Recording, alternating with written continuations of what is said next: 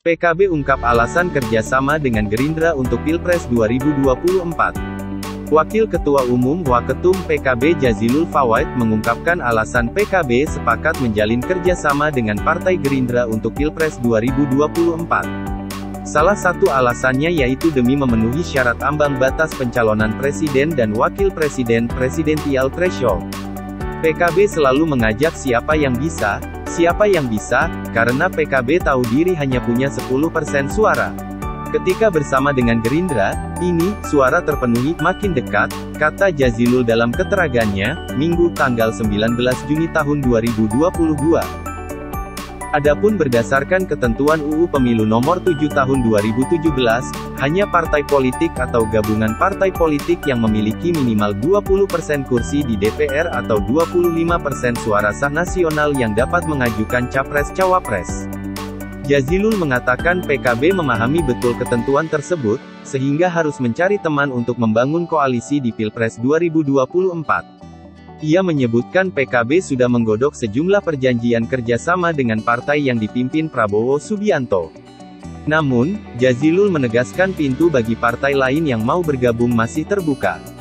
Menurutnya, selama ini PKB aktif menjalin komunikasi dengan berbagai partai, termasuk dengan PKS dan Partai Demokrat. Nah, di tengah-tengah kami berkomunikasi ternyata ada juga komunikasi yang baik dengan Gerindra, jelasnya.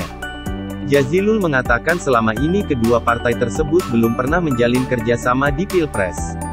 Oleh sebab itu, kata dia, untuk pesta politik mendatang PKB ingin mencoba lebih realistis dengan menjalin kerjasama dengan Gerindra. Akhirnya kelihatan kalau bersama Gerindra ini lebih realistis dan lebih cepat untuk mencari pasangan dan memasangkan siapa presiden dan wakil presidennya, ucapnya. Diberitakan, PKB dan Gerindra sepakat bekerja sama usai Prabowo menemui Ketua Umum PKB Muhaimin Iskandar atau Cak Imin di Kertanegara, Jakarta Selatan, Sabtu, 18/6, malam. Mereka pun langsung mendeklarasikan kerjasama jelang Pilpres usai pertemuan itu. Prabowo mengatakan sebagai Ketua Umum partai dengan konstituen besar, ia merasa memiliki tanggung jawab untuk menyukseskan agenda negara pada 2024 mendatang.